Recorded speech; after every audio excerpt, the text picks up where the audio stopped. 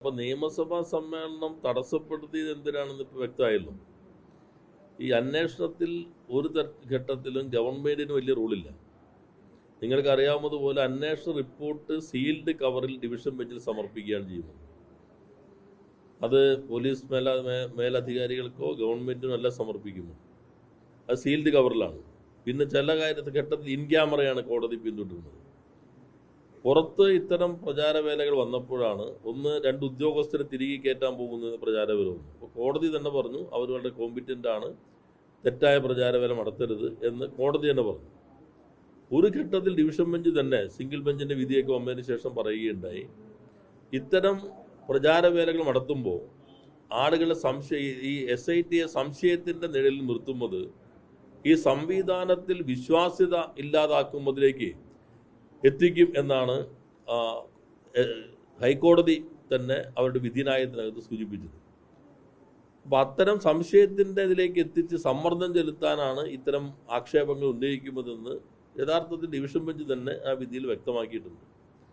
അപ്പോൾ എന്തോ ഒരു ഭയം കോൺഗ്രസ്സിൽ വന്നു കയറിയത് കൊണ്ടാകാം ഈ അന്വേഷണത്തിൻ്റെ ഡിവിഷൻ ബെഞ്ച് ഇത്രയും ആധികാരികമായിട്ട് ഉത്തരവ് പുറപ്പെടുവിച്ചിട്ട് പോലും നിയമസഭാ സമ്മേളനം സ്തംഭിപ്പിക്കുന്ന രീതിയിലേക്ക് എത്തിയത്.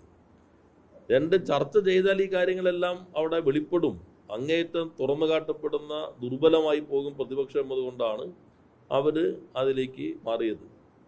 ഇപ്പോൾ പുതുയുഗ യാത്രയാണല്ലോ. പഴയ യുഗം ഓർമ്മിപ്പിക്കാൻ നല്ലതാണ്.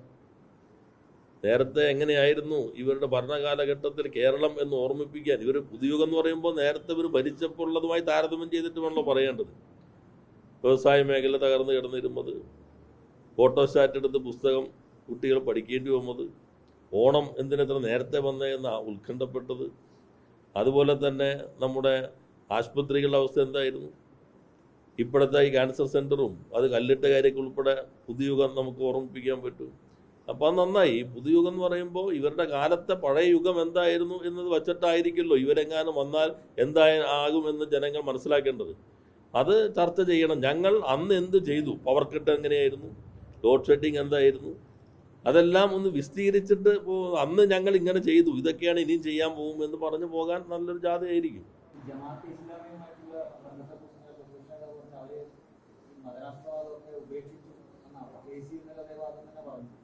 അല്ല, അദ്ദേഹത്തെ ഇപ്പോൾ അമീറായിട്ട് തിരഞ്ഞെടുക്കപ്പെട്ടതായിട്ട് ഞാൻ കണ്ടില്ല മാധ്യമങ്ങളിലൊന്നും. അവരുടെ നിലപാട് അവരല്ലേ വ്യക്തമാക്കേണ്ടത്. ഇദ്ദേഹം ആ ചുമതല കൂടി ഇപ്പോൾ ഏൽപ്പിച്ചിട്ടുണ്ടോന്ന് അറിയില്ല.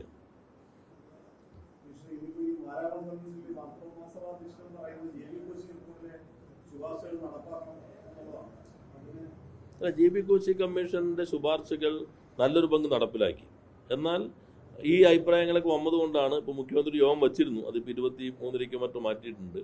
ആ കുറേ കാര്യങ്ങൾ നിയമസഭയിൽ തന്നെ കേരള കോൺഗ്രസ് മാണിയുടെ ജോബ് മൈക്കിൾ ഒരു സബ്മിഷൻ ഉന്നയിക്കുകയുണ്ടായി. ആ സബ്മിഷന് വളരെ വിശദമായ മറുപടിയാണ് ന്യൂനപക്ഷ വകുപ്പിൻ്റെ മന്ത്രി നൽകിയത്. എത്ര ശുപാർശകൾ ഉണ്ടായിരുന്നു, ഏതൊക്കെ വകുപ്പ് എത്രമാത്രം നടപ്പിലാക്കി, അത് വളരെ വിശദമായി. അതിപ്പോൾ പബ്ലിക് ഡൊമൈനിൽ ഔദ്യോഗിക രേഖയായി മാറിയല്ലോ സബ്മിഷന് മറുപടി പറഞ്ഞതോടുകൂടി. ബാക്കി കാര്യങ്ങളും ഇനിയിപ്പോൾ നടപ്പിലാക്കാനാണ് ശ്രമിക്കുന്നത്. അത് ക്യാബിനറ്റിലേക്ക് വന്നതിന് ശേഷം അത് പബ്ലിഷ് ചെയ്യും. ഒപ്പം തന്നെ ആക്ഷൻ ടേക്കൺ റിപ്പോർട്ടും എന്തെല്ലാം നടപടികളാണ് സ്വീകരിച്ചതെന്നുള്ള കാര്യവും ഒഫീഷ്യലായിട്ട് തന്നെ പബ്ലിഷ് ചെയ്യുന്നതിനാണ് ഗവൺമെൻറ് ആലോചിക്കുന്നത്.